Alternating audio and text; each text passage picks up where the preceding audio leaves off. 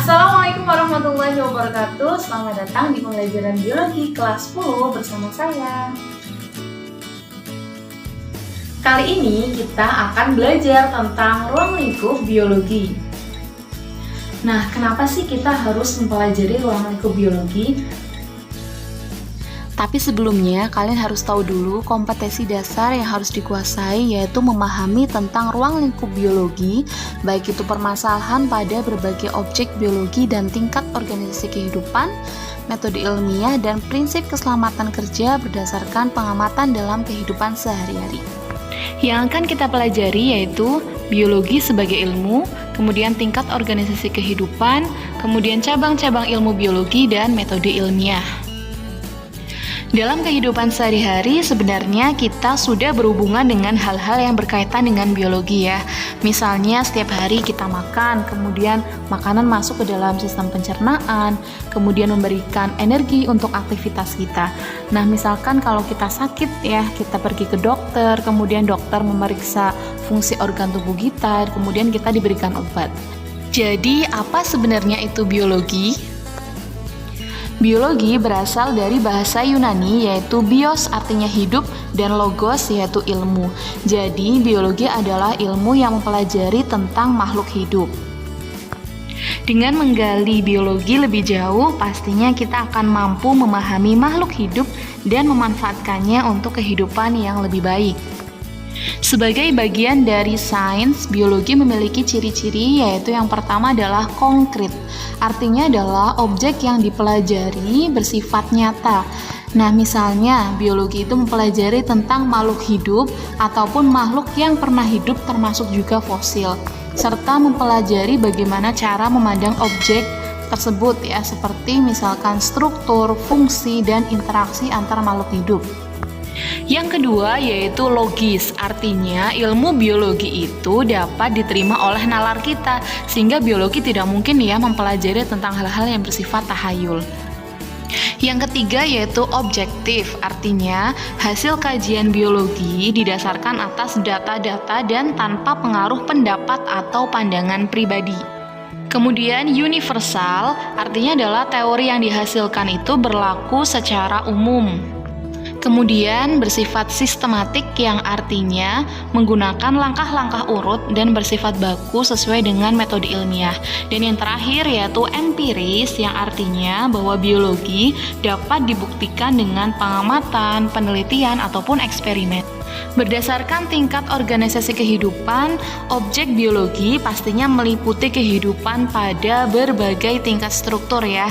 Tingkat strukturnya dimulai dari yang terendah hingga yang tertinggi. Yang pertama yaitu molekul.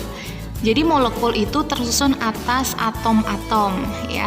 Kalian sudah tahu ya, atom pasti tersusun atas proton, neutron, dan elektron. Contohnya apa sih di molekul?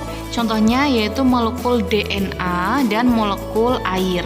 Nah, nantinya molekul itu saling berikatan membentuk ikatan kompleks yang selanjutnya membentuk organel sel. Sel merupakan tingkatan organisasi kehidupan yang tersusun atas organel-organel sel. Nah, sel itu sendiri merupakan satuan struktural dan fungsional terkecil dari makhluk hidup karena sel itu tidak bisa dibagi-bagi lagi. Dan tentunya sel dapat melakukan metabolisme serta memiliki kemampuan untuk tumbuh dan berkembang. Untuk makhluk hidup ada yang terdiri dari satu sel seperti misalnya bakteri, tetapi sebagian besar itu terdiri dari banyak sel ya, seperti kita, manusia, hewan, tumbuhan, jamur, dan alga. Kemudian sel-sel yang memiliki persamaan struktur akan berkumpul dan melakukan fungsi tertentu yang kita sebut sebagai jaringan. Jaringan ditemukan pada organisme multiseluler. Kemudian, sekumpulan dari jaringan akan bekerja sama untuk melakukan fungsi tertentu dan akan membentuk organ.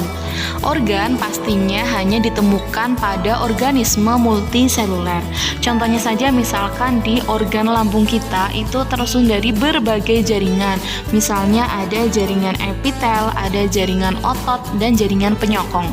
Kemudian organ-organ yang melakukan fungsi dan tugas itu saling berkaitan satu sama lain disebut sebagai sistem organ. Contohnya sistem pencernaan yang ada di tubuh kita ya, itu pastinya tersusun atas berbagai macam organ seperti lambung, hati, pankreas, ataupun usus. Berbagai sistem organ akan bekerja sama melakukan kegiatan kehidupan membentuk individu atau organisme. Kemudian, sekumpulan organisme yang sejenis hidup pada tempat tertentu dan dalam waktu yang sama akan membentuk populasi. Contoh populasi misalnya ada sekumpulan pohon kelapa di suatu kebun atau misalkan sejumlah semut yang hidup di suatu batang pohon. Berbagai populasi saling berinteraksi di suatu tempat tertentu membentuk komunitas. Misalkan di suatu sawah terdiri atas berbagai macam populasi tanaman padi, serangga, ular, burung, tikus, ataupun semut.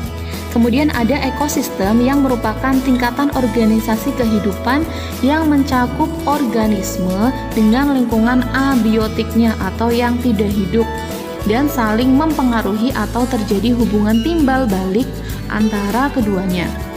Contohnya misalkan di ekosistem darat itu terdiri dari komponen biotik seperti produsen, herbivora, karnivora, pengurai. Kemudian ada komponen abiotiknya seperti misalkan tanah, udara, suhu, dan lain-lain.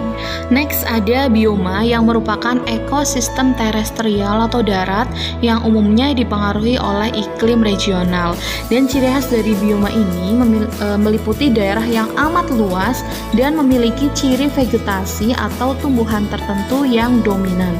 Di permukaan bumi ini terdapat 7 macam bioma, yaitu tundra, taiga, gurun, padang rumput, sabana, hutan hujan tropis, dan hutan gugur.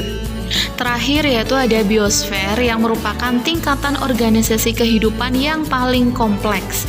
Nah, biosfer ini meliputi seluruh lapisan kulit bumi, air, dan atmosfer tempat kehidupan kita berlangsung. Semakin berkembangnya permasalahan yang dihadapi oleh manusia, cabang-cabang biologi juga semakin berkembang pesat. Nah, setiap cabang ilmu dalam biologi ini mempelajari suatu objek secara lebih spesifik ya, dan berdasarkan kriteria tertentu. Misalnya, di tingkat organisasi kehidupan itu ada biologi molekuler yang mempelajari penyusun tubuh makhluk hidup di tingkat molekuler. Kemudian ada genetika yang mempelajari cara pewarisan sifat pada makhluk hidup. Kemudian ada sitologi yaitu mempelajari susunan dan fungsi dari bagian-bagian sel. Ada histologi yang mempelajari susunan dan fungsi jaringan tubuh makhluk hidup. Kemudian ada anatomi yang mempelajari struktur dalam tubuh makhluk hidup. Kemudian ada fisiologi yang mempelajari proses dan kegiatan yang terjadi di dalam tubuh makhluk hidup. Berdasarkan kriteria objek biologi yaitu ada virologi yang mempelajari kehidupan virus dan pengaruhnya bagi makhluk hidup. Kemudian ada mikrobiologi yang mempelajari kehidupan mikroorganisme atau organisme yang kecil dan peranannya bagi kehidupan. Kemudian ada bakteriologi yang khusus mempelajari kehidupan bakteri dan peranannya bagi kehidupan. Kemudian ada mikologi yang mempelajari kehidupan jamur, dan ada botani yang mempelajari kehidupan tumbuhan. Di dalam botani itu dibagi lagi ya, contohnya misalkan ada pteridologi yang mempelajari tumbuhan paku, dan ada briologi yang mempelajari tumbuhan lumut. Kemudian ada zoologi yang mempelajari segala sesuatu tentang hewan dan peranannya. Contohnya juga ada banyak. Misalnya ada ornitologi yang mempelajari kehidupan burung, kemudian ada iktiologi yang mempelajari ikan, kemudian ada entomologi yang mempelajari kehidupan serangga. Berdasarkan kriteria persoalan itu ada ekologi yang mempelajari hubungan timbal balik makhluk hidup dengan lingkungannya, kemudian ada evolusi yang mempelajari perkembangan makhluk hidup dari yang sederhana sampai yang kompleks, kemudian ada imunologi yang mempelajari sistem kekebalan tubuh, kemudian ada taksonomi yaitu mempelajari penggolongan makhluk hidup, dan ada patologi yang mempelajari segala sesuatu yang berkaitan dengan penyakit. Berdasarkan kriteria yang kaitannya dengan ilmu lain, misalnya ada bioteknologi yang mempelajari teknologi yang memanfaatkan organisme, kemudian ada biokimia yang mempelajari proses-proses kimia dalam sistem kehidupan, kemudian ada paleontologi yang mempelajari kehidupan makhluk hidup pada masa lampau dilihat dari fosilnya. Nah, setelah kalian mempelajari objek biologi dan cabang-cabang biologi, tentunya kalian akan menyadari ya bahwa hampir semua kegiatan kita itu dipengaruhi oleh biologi dan tentunya memberikan peranan dan manfaat yang luar biasa bagi kehidupan kita. Beberapa peranan biologi di kehidupan manusia, misalnya di bidang pertanian, adanya teknik kultur jaringan yang membuat kita bisa membudidayakan tanaman yang langka misalnya dalam jumlah yang banyak dan waktu yang singkat. Dengan adanya ilmu genetika misalnya ya, manusia bisa membuat semangka tanpa biji. Kemudian juga bisa membuat tanaman yang tahan dengan hama. Di bidang peternakan, contohnya ditemukan adanya teknik inseminasi buatan atau kawin suntik ya untuk meningkatkan kualitas ternak. Di bidang kedokteran misalnya ditemukan adanya vaksin, kemudian diterapkan adanya teknik bayi tabung ataupun misalkan transplantasi organ. Kemudian di bidang lingkungan dengan memanfaatkan bakteri Pseudomonas misalnya ya, itu bisa mengatasi pencemaran akibat tumpahan minyak yang ada di laut. Next video kita akan membahas latihan soal tentang ruang lingkup biologi dan penjelasan tentang metode ilmiah. Terima kasih telah belajar bersama dan salam biologi.